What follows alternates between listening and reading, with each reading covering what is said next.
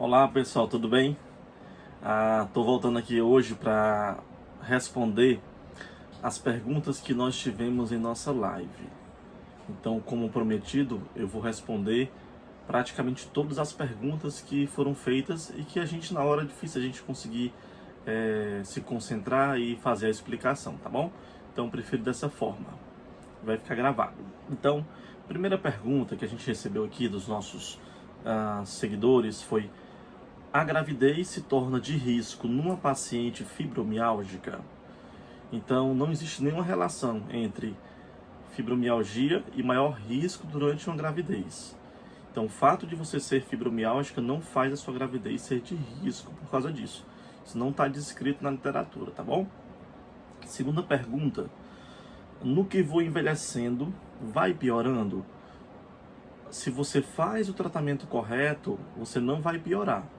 Agora, se você posterga o tratamento e decide se tratar numa idade mais avançada, a tendência é que você tenha um quadro mais difícil de ser tratado.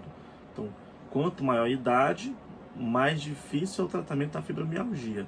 Não é que ela vai piorar, a não ser que você não faça o tratamento adequado. Terceira pergunta: a visão borrada pode ser um sintoma da fibromialgia? Bom, visão borrada pode sim ser um sintoma da fibromialgia, os sintomas chamados somáticos.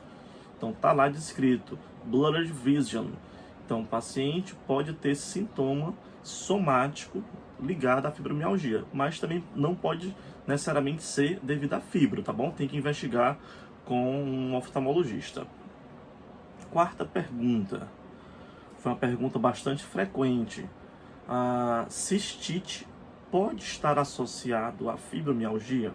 Bom, existe uma associação entre a síndrome da bexiga irritável e a fibromialgia, tá certo? Então, os pacientes se queixam de dor na região suprapúbica, na região ali da bexiga, dores uretrais, desconforto ao urinar, uma vontade de ir ao banheiro à noite, uma vontade de ir ao banheiro de repente. E esses pacientes, quando fazem a investigação, eles colhem a urina e dá uma cultura negativa. Então eu vou ler um trecho aqui do nosso livro, aqui referência, tá bom? Falando sobre este assunto, para a gente sedimentar mais ainda, já que foi uma pergunta bastante recorrente em nossa live, tá bom? Então, o que é que fala aqui o nosso texto? Bom, ele diz que em torno de 60% das pacientes com fibromialgia, 60% podem ter urgência urinária, ou seja, vontade repentina de ir ao banheiro, tá certo? E noctúria, essa vontade de urinar durante a noite, tá certo? E até 12% das pacientes fibromiálgicas podem ter a síndrome uretral feminina. O que é que essa paciente pode sentir?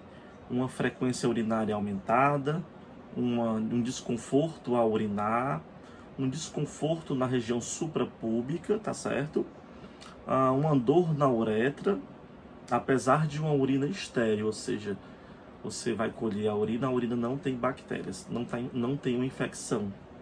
Então, muitas pacientes relatam ter sido tratadas com antibióticos frequentemente para infecção do trato urinário, apesar de culturas negativas. Olha que bacana.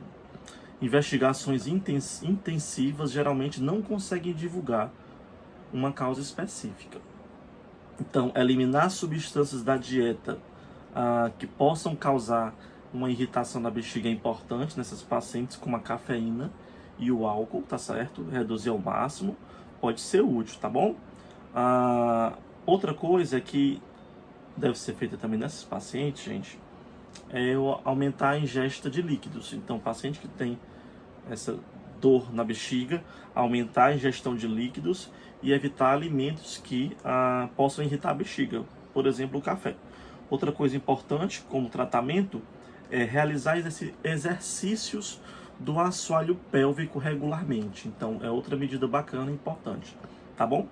E, resumindo, a cistite intersticial pode ou não ser devida à fibromialgia, pode não estar relacionada.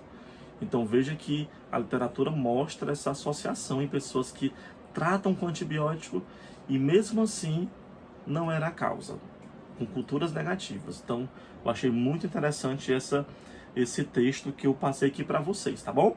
Então, vamos nós à próxima pergunta. Dores articulares podem estar presentes na fibromialgia? Sim. O paciente não necessariamente sente dor só na musculatura. Dor articular, dores viscerais, pode estar presente no paciente fibromialgico. Sexta pergunta, a pessoa que tem fibromialgia pode fazer atividade física? Não só pode, mas como deve. Então, qual é a regra? Start slow, go slow. Então, você começa devagar e vai devagar, tá certo?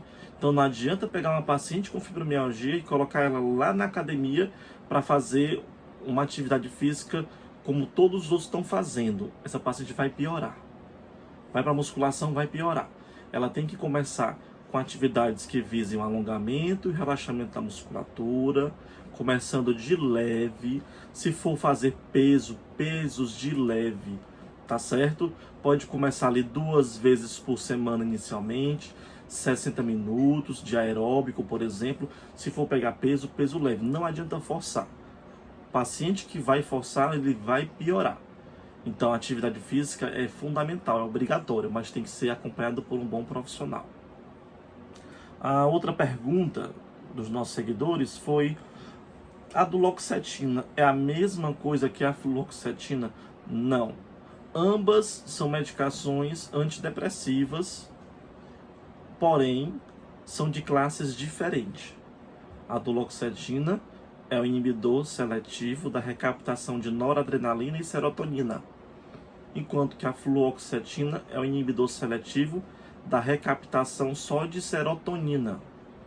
Ou seja, ela não é muito boa para dor, a fluoxetina, porque o principal analgésico é a noradrenalina. E aí a fluoxetina só inibe a recaptação de serotonina. Então, fluoxetina e paroxetina não são boas para quem tem transtorno de humor e tem dor. Tá certo? Então, por isso que elas são consideradas de terceira linha de tratamento. Ou seja, primeira linha é o melhor, segundo e terceiro seria o pior, tá certo? Tem uma ação? Tem, mas é de terceira linha, não é indicado. Ah, doutor Herbert, quem são os de primeira linha? São, por exemplo, duloxetina, é de primeira linha, pregabalina é de primeira linha, os antidepressivos tricíclicos como a amitriptilina é também de primeira linha. Então, surgiu pergunta se a amitriptilina fazia parte do tratamento. Sim, faz parte, porém a amitriptilina é uma medicação bem antiga já. Então, a duloxetina, ela já tem uma superioridade, ela tem mais, o paciente aceita melhor, tá certo? Então, não dá ganho de peso. Então, a duloxetina, que é, por exemplo, nomes comerciais, Veligia, Simbi, Cymbalta, Dual, por exemplo. A duloxetina não dá ganho de peso, ela estimula a perda de peso, enquanto que a amitriptilina dá ganho de peso, o paciente tende a engordar, tá certo? Então, já a medicação mais antiga. É uma medicação para o tratamento de fibromialgia? É, mas não é a medicação atualizada, tá certo? Outra pergunta que nós tivemos: qual a diferença da fibromialgia para a dor miofascial? Imagina o seguinte, você tá com 5 dias com o pescoço todo contraído, todo dolorido, parece uma tábua. Mas você é uma pessoa alegre, você é uma pessoa que dorme bem, você é uma pessoa que tem bom desempenho no trabalho, nos estudos, não tem um quadro sugestivo, por exemplo, de fibromialgia. Então você tem uma dor localizada numa musculatura específica. Ali é uma dor miofacial. Já o paciente fibromialgico, ele tem essa dor miofacial difusa em várias partes do corpo, associado a transtornos de humor, transtornos do sono, fadiga, transtorno de concentração, transtorno cognitivo e outros mais. Então, é como se a dor miofacial estivesse dentro da fibromialgia e não o inverso. Tá certo? A fibromialgia leva a ter outras doenças? a fibromialgia pode influenciar. Por exemplo, se você não se trata e começa a ter dor, você começa a ficar sedentário, não consegue fazer uma atividade física, não se trata, não toma medicamento, você começa a ter o quê? Outros problemas de saúde, pode desenvolver hipertensão, pode desenvolver obesidade. Então não é que ela causa, ela pode contribuir, caso não seja tratado. Outra pergunta, tenho hérnia de disco lombar e fibromialgia. Como devo proceder? Deve tratar as duas coisas, tá certo? Não necessariamente essa hérnia de disco ela te causa dor. 80% das hérnias de disco são assintomáticas. Ou seja, você tem a hérnia e ela não é responsável pela tua dor. Aquela lombalgia pode ser de origem miofacial, por exemplo, por causa da fibromialgia. Então, muito cuidado na hora de avaliar uma hérnia de disco no paciente que tem fibromialgia. Não é assim uma coisa impossível de pacientes às vezes até ir para uma cirurgia achando que aquela hérnia causava a dor, mas não causava a dor, e o paciente continua com a mesma dor, porque a origem da dor não era a hérnia, era a musculatura da região lombar. Vamos lá. Outra pergunta, a fibromialgia pode dar problema na bexiga? Já respondi, explanei bem esse assunto já. Algum médico para indicar em Santos? Dr. Vitor Pacheco, tá certo? O médico da dor em Santos. Excelente profissional de minha indicação. Dr. Vitor Pacheco. Estou tomando Amitril, está correto? Está correto, porém não é a medicação mais atualizada. Eu sugiro atualizar esse tratamento, tá certo? Outra perguntinha. O que você indica para dor pélvica? Gente, eu vou fazer uma live nas próximas semanas só sobre dor pélvica crônica. Vai ser uma live muito show, tá certo? Então lá nessa live a gente vai destrinchar, a gente vai esmiuçar esse assunto, tá bom? Algum médico para indicar em Brasília? Em Brasília, Dr. Lúcio Guzmão. Excelente médico da dor. Dr. Lúcio Guzmão, eu indico, tá bom? Veligia engorda? Não engorda. Veligia, que é a duloxetina, estimula a perda de peso e não ganho de peso, diferentemente do Amitril. São muitas perguntas bem interessantes. Outra perguntinha, o que você diz sobre o canabidiol para a fibromialgia? O canabidiol seria o tratamento à base de, como se fosse entre aspas, da maconha, tá certo? Sintética. Eu vi dois grandes trabalhos randomizados, controlados para a fibromialgia, tá certo? Com canabidiol sintético. E esses trabalhos eles avaliaram a dor e o sono. Um desses trabalhos mostrou que melhorava a dor e o sono nessas pacientes fibromialgicas. O outro trabalho mostrou uma melhora só no sono, não teve uma melhora importante na dor. Então, as evidências científicas na literatura com canabidiol são de moderada a evidência, tá certo? Então, ainda é muito a estudar sobre esse assunto. Eu, particularmente, não faz parte do meu arsenal terapêutico, tá certo? Outra perguntinha, vamos lá. Acupuntura é um tratamento para fibromialgia. A acupuntura é um tratamento excelente, gosto demais. Inclusive, também sou acupunturista, tenho formação em acupuntura, tenho um título de especialista em acupuntura, né, pela AMB, pelo Conselho Federal de Medicina também, tá certo? Tenho 3 títulos e eu gosto demais como um grande recurso em várias pacientes, tá certo? Tramadol é um medicamento para fibromialgia. Tramadol ele é considerado de terceira linha, tá certo? Então, tramadol é terceira linha. Então, pode ser usado, pode, mas não é medicação de escolha, tá certo? Tramadol ele tem uma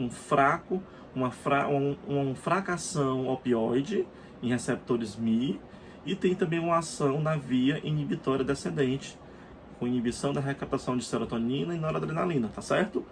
Então, ele tem uma ação analgésica, mas ele não é a melhor medicação, tá bom? É de terceira linha. Só fazendo uma correção, que a paroxetina, fluoxetina elas são de segunda linha e o tramadol é de terceira linha, tá certo? Outra perguntinha, vamos lá. É normal não ter ânimo para nada? Então, se você não está com o tratamento adequado, não é que é normal, mas faz parte dos sintomas essa falta de ânimo, essa falta de vontade no paciente que tem fibromialgia. Então, deve ser tratado, tá bom? Não só com medicamento, mas também com outras terapias, dentre elas a terapia cognitivo-comportamental, atividade física, por exemplo. Então, por toda uma equipe. Outra pergunta, gente, vamos lá. Uso Velija de 30 mg há 4 anos. Isso pode me causar algum mal? O Velija é uma medicação super segura, do duloxetina é super segura. Agora, não é ideal você passar 4 anos usando a medicação. Então tem alguma coisa errada nesse tratamento. Tratamento bom tem começo, meio e fim. Então, os meus tratamentos geralmente são em média 12 meses, tá certo? 4 anos eu acho muito tempo. Então, algumas lacunas não foram feitas nesse período.